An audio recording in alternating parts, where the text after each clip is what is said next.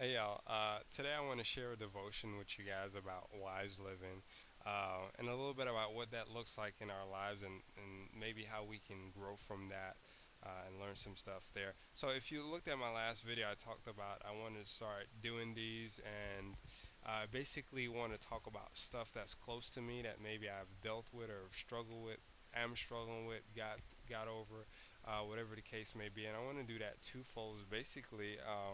To encourage myself to help my growth, my walk in Christ, and to encourage whoever may look at it at the video in the future. So it's complete. It's going to be completely freestyle for the most part.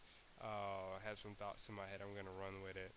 Um, so if you hear word errors and so forth, disregard that and look at the big picture of what I'm trying to say. I'm sure there will be some value in there. Or else I wouldn't be doing it. But anyway, let's look at Proverbs. We're going to be looking at Proverbs 23 tonight. Proverbs 23 6 and 7, and I'll read. I'm reading from the NIV. Do not eat the food of a stingy man. Do not crave his delicacy, for he is the kind of man who's always thinking about the cost. Eat and drink, he says to you, but his heart is not with you. Now, I may speak fast because I want to keep it around 5 minutes, and I've always failed at that. Uh, but basically, for the first thing we need to look at is what is the Proverbs talking about? What is the proverb about? And if I was to say that in short, the proverb is basically about wise living. How do we live wise in the world? Everyone wants to live wise, right? Well, how do we do it? Well, one of the books of the Bible that helps us with wise living.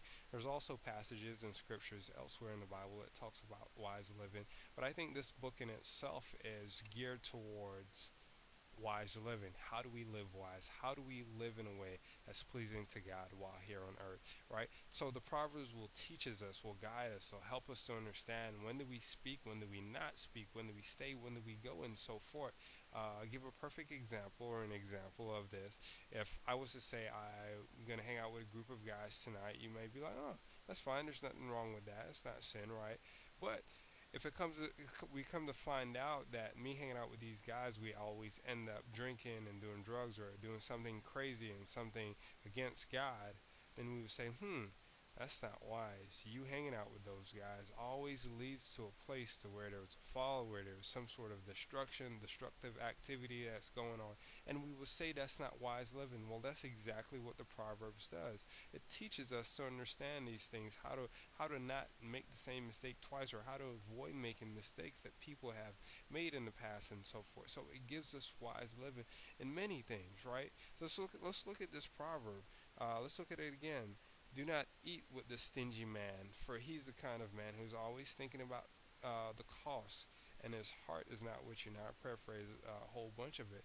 But when we think about wise living, when we think about situations in our own lives, let's use the example I just gave momentarily about me hanging out with these group of guys. Well, we can easily say that, okay, you hanging out with those group of guys may not be the wise thing to do, but is that really the heart of the issue?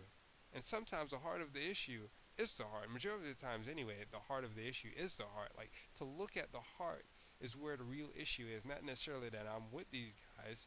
Because if I'm with these guys continuously and we're always doing something wicked or vile, then that means that my heart desire what's wicked or vile. Do you see what I'm saying?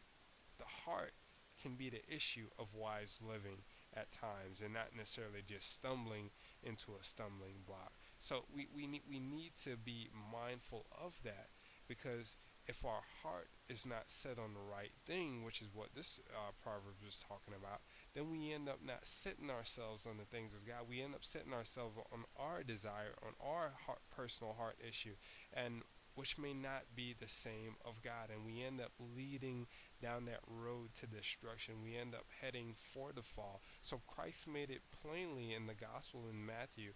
He says, store treasures up in heaven, for wherever your treasure is, there will your heart be also, instead of on the earth where moth and rust destroy. So the idea there, if we put our treasures up in heaven, our main goal, our main prize, our big treasure is considering the things of God, then our minds are going to be directed towards heaven, towards heavenly things, instead of the worldly things which drags us away.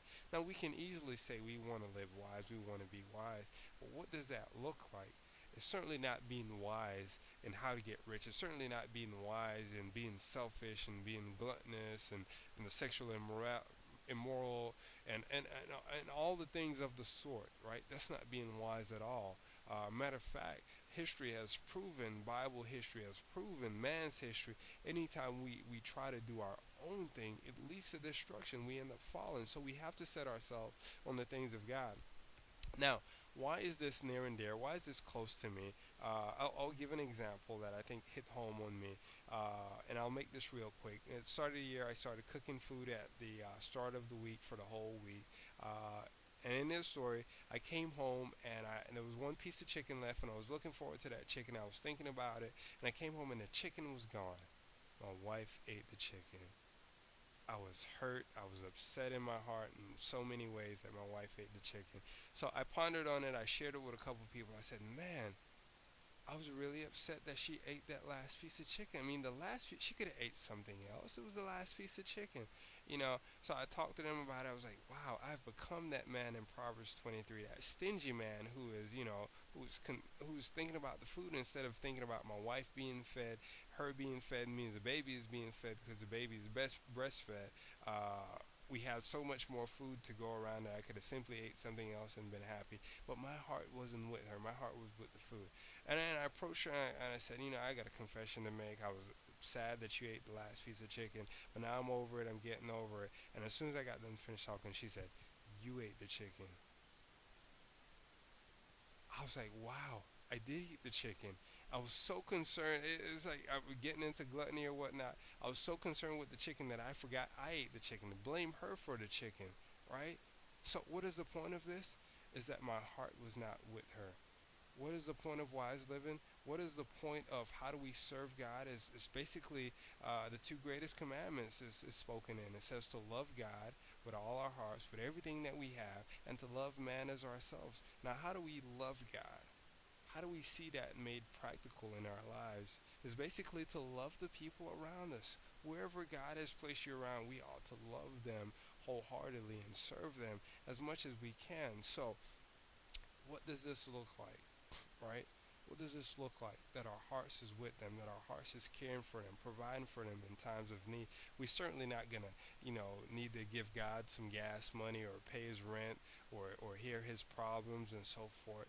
But we do that with man. We do that with the people God has placed us around. We do that with the people God has placed us to commune around. So wise living is about obeying God, is about living in a way that's pleasing to him. If we think about the things, the temporal things, the physical things that surround us, and not about the people that are with us, then we're missing the point. Then we're not really living wise. Then we're still living for our own desires. We're still walking down roads, paths that lead to destruction, and that's not what we want to do. So the point of the proverb is to look at the heart. It's not exactly, I'm not telling you this exactly because it's about a stingy man who thinks about cost of food and so forth, because you may not even be that. You may never have bought food. You may not even have the money to buy somebody else food or to buy yourself food. But what is the purpose about this? It's about living wisely. How do we live wisely unto God? And it's about examining the heart and seeing the things that your heart is focused on instead of the people that are around us. And for me, this proverb just happened to be that, like, wow, I was thinking about the cost of the food, so to speak, more than the person who was around me, my wife, and so forth. So I want to leave this for you to challenge yourself. The Bible is so challenging. I'll talk about that soon. But it's not a challenge that we should run away in fear because we don't see ourselves as standards. It's something to say, wow, I've got to get there. I got to make sure I'm not that stingy man. I got to make sure I'm not that adulterous woman or so forth. So I leave this with you. Wise living is all about living for God. Your heart must be set upon the things of his, right? You have to set your heart upon heavenly things, things that are above, not things that are below, so you won't be deceived. Grace and peace.